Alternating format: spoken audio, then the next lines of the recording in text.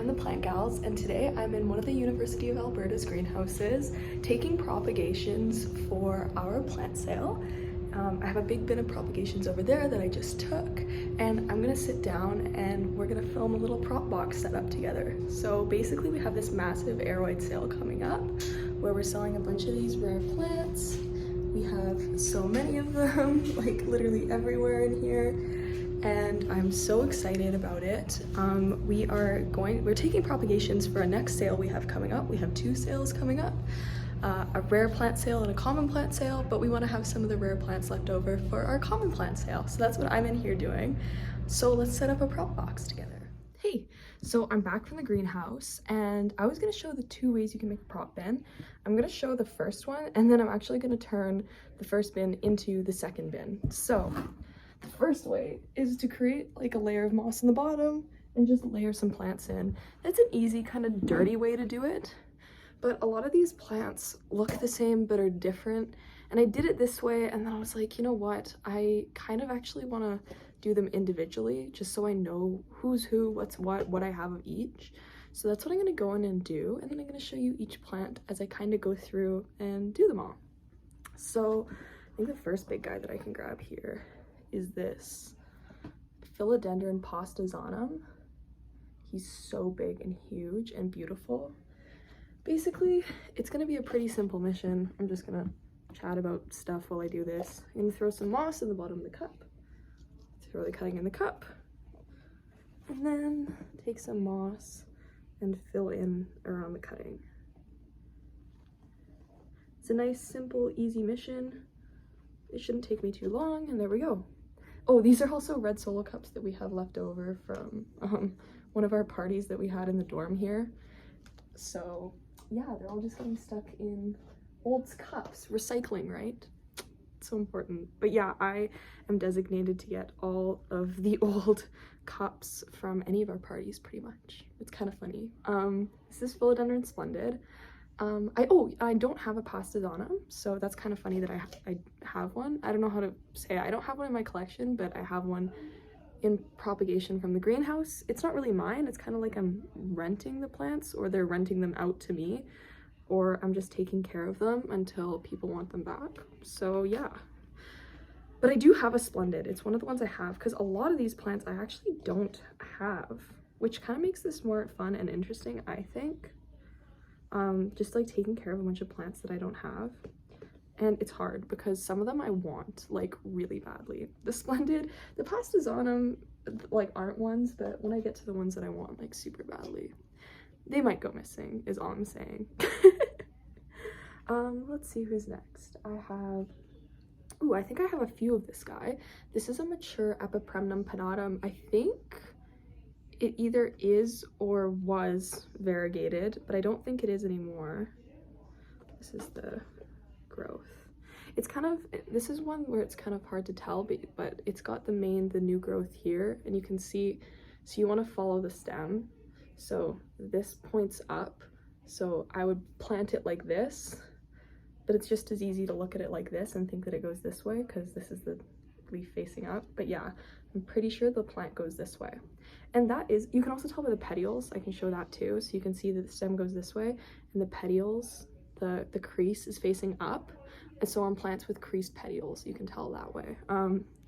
It's like, Hoya are probably one of the hardest to do that with, but I have a lot of experience propagating Hoya, so I just kind of know now. But people are always like, how do you know which way to prop the Hoya, like once you cut it? And one of the best ways is, if you're not good at it, to just hold on to it while you're doing it.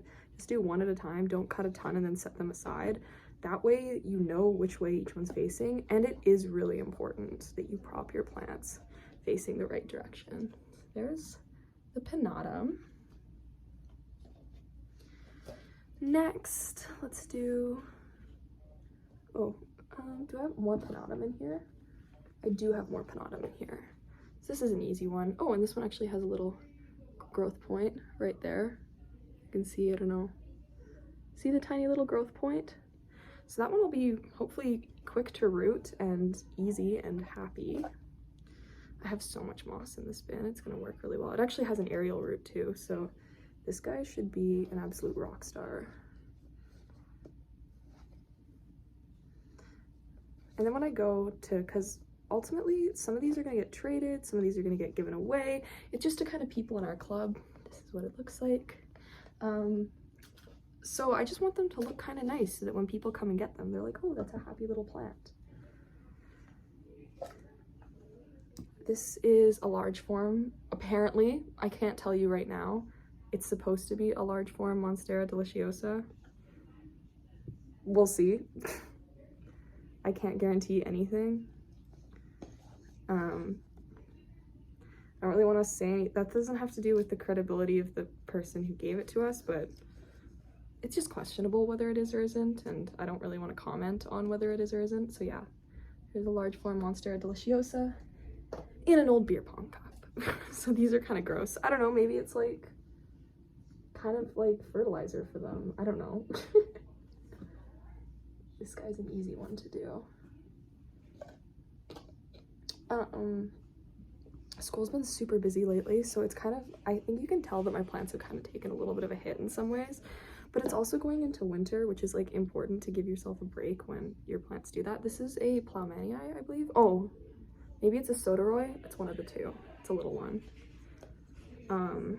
To give yourself a break though, it's important when you're starting school and in winter, like your plants aren't your whole life. And I know it's hard when you see your plants like not doing as well as they were over the summer or when you had more time to devote to them, but it's okay to give yourself that time and that space to let your plants just kind of live. They don't always have to be growing and pushing out better variegation and maturing. They can just kind of be living and happy, and that's okay. And you know what? They can also be dying. It does happen. Plants die in every person's collection. If they tell you that they don't ever kill plants, they're liars, genuinely. It doesn't matter who it is. Like whether it's somebody that you just know on an online group or a YouTuber, everybody kills plants. This is a golden dragon. It's looking very cute. This one has, this is a top cutting. You can see the big spiky growth. It also has some aerial roots, which is nice and fun. Putting them in the cup like everything else. I've got quite the collection going on over here. There we go.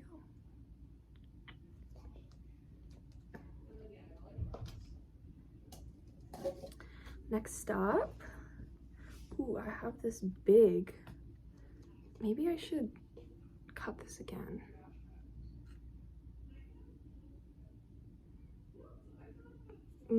Maybe I'll leave it. This is a big cutting of Philodendron subhastatum. Sorry, it took me a second to decide what I wanted to do. It's so hard when you have these big cuttings. You're like, ooh, do I have a nice big beautiful plant or do I chop it up? And it's kind of weird deciding right now too, because it's actually not really my plant. It belongs to, like I've said a million times, my club. So I'm like, what would the club want me to do? And then I remember that I'm the one in the club that's like specializes in this stuff. And I'm like, oh, what would the club want me to do if they knew how to do it? But yeah, these guys are all so cute. I love little plants in little cups. They're actually looking so adorable over there. I don't know if I'm gonna get to the small bin, but I'll still do like a cute little tour of it. So yeah.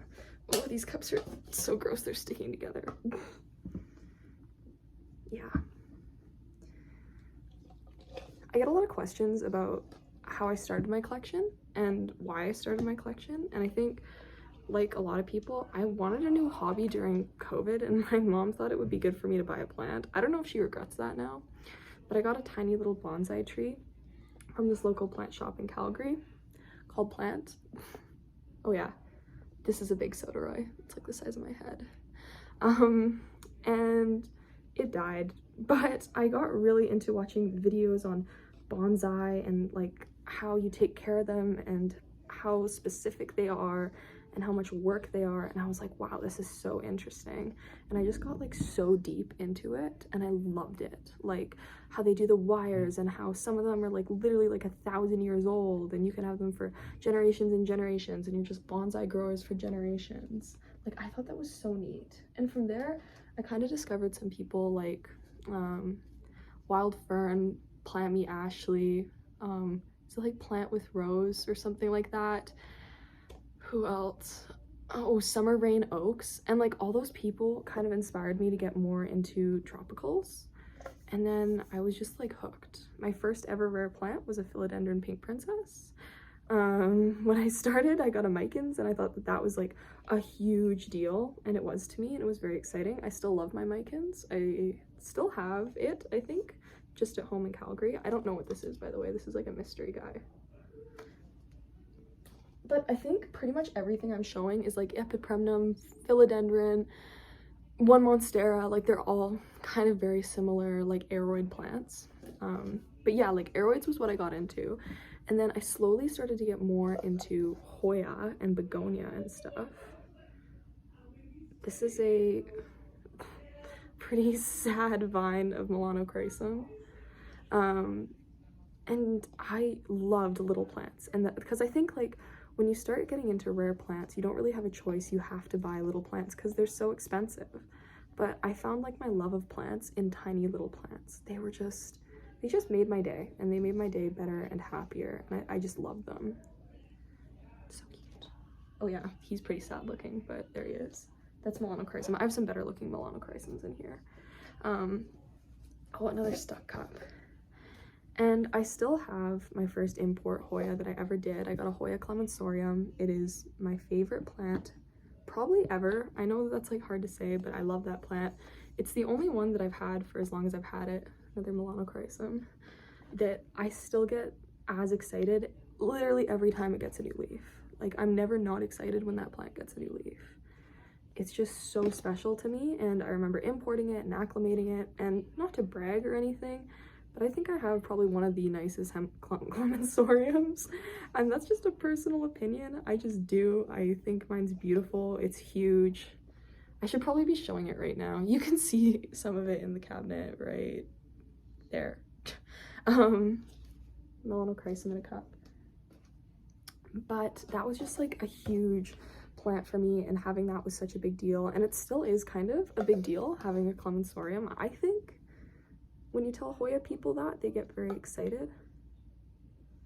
Ooh, which way do you go? That's funny. So this is a good example of one. It goes like this, but its leaf is upside down. So I'm gonna pot it like this, even though its leaf is upside down. I think. Yeah, I totally am. How funny and weird is that? But yeah, like, and then I started getting super into Hoya. I had a lot of Hoya at one time, and then I actually went on vacation from school, and I killed pretty much my entire collection of Hoya all at one time. It was very sad. Another little Melanochrysum. All of these Melanochrysum came from like this really big plant. It almost looked like a Micans. It had been so neglected that the leaves were just like this big on the entire thing. So I'm hoping that when these do go to new homes, that they go to very good new homes who are gonna love them lots. And they're gonna get big, big, big and not live their sad little life that they were living as basically glorified Micans. Here's another one. It's got some, I think, that looks like some goop from a Hoya on it. It's the same case where the leaf is upside down, which that just must say something about the way that the plant was grown, I guess. Yeah. Oh yeah, but then yeah, so I went through my Hoya phase, and most of those Hoya I don't have anymore, because they died over that reading week break that I had, which was devastating to come back to. And then I went through a begonia phase. I'm not in that anymore. I'm so over begonia. I would still consider myself in a Hoya phase. I would not consider myself in a begonia phase though. I love them. They're so pretty. I don't mind growing them. They're pretty easy. I still have Amphioxus, Melanobulata, my Malachisticta died. Sorry. But they're just so painful to grow. Like, I don't like it. You can never take them out of the cabinet. They're so picky and so fussy. And I just like things that, I don't know, just are not that fussy and are just more fun and chill to grow. Which is when I went through my anthurium phase. I was like, I want something that's still kind of hard to grow and is like a challenge for me. Oh, Monstera Dubia. But isn't as hard to grow as what I was growing at one point in time. My collection was very high maintenance at one point in time. And I kind of like either the plants, oh sorry, Cebu Blue died that I had then, which I actually haven't killed a ton of plants. I have killed some. or I sold them. I've sold a lot of plants, and I find it at one point in time so easy to sell plants. Now, like, good luck.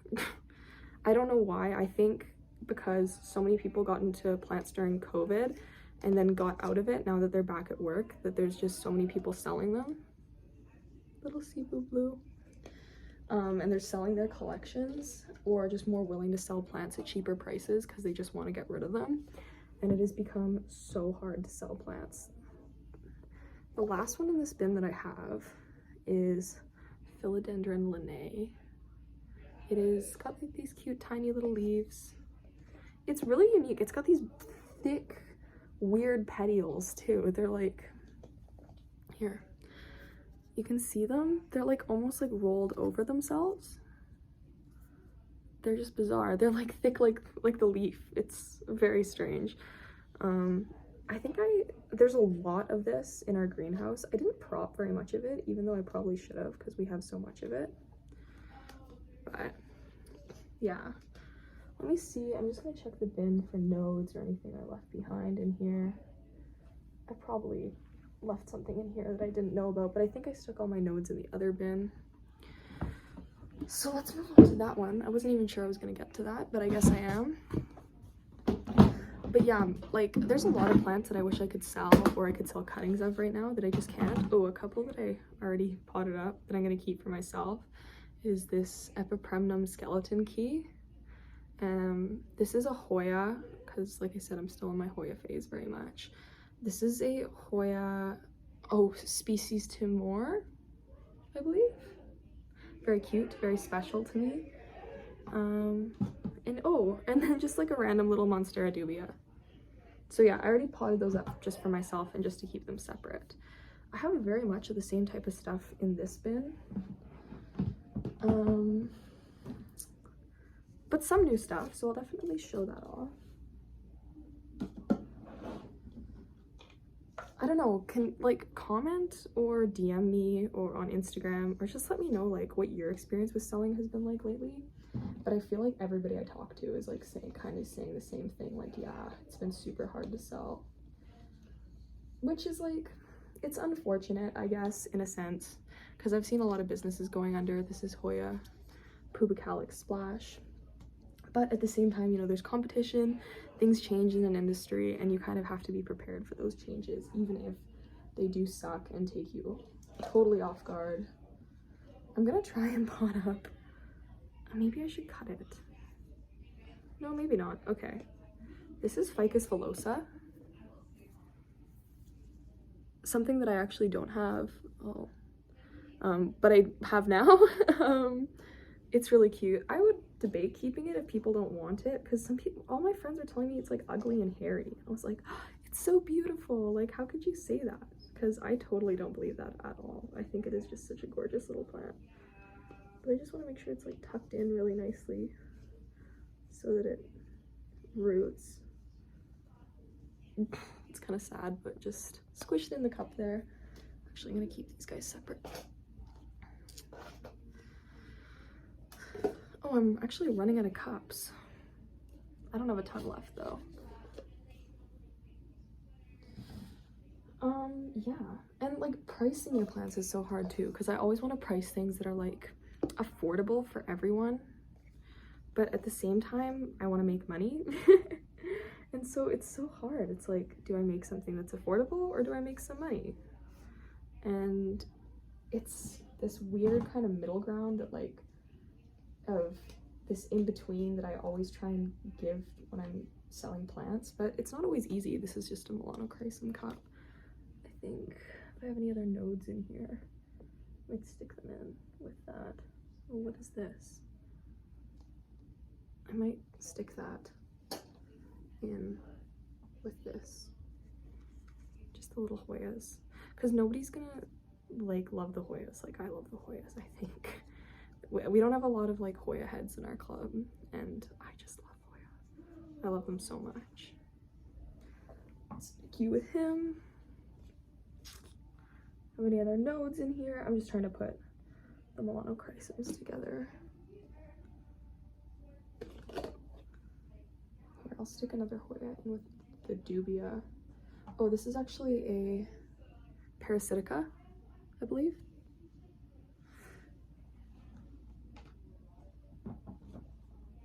I love Hoya. They're so unique. I fell in love with their flowers. I thought they were like the rarest plant on the planet when I saw their flowers because they're so exotic and unique. Like, you totally would think that Hoya are like the most rare, exotic, even like Carnosa plants on the planet because of how unique and beautiful their leaves look. I don't know, that might be my whole rant for today. Here, I will show you like my full update on everything in the bin.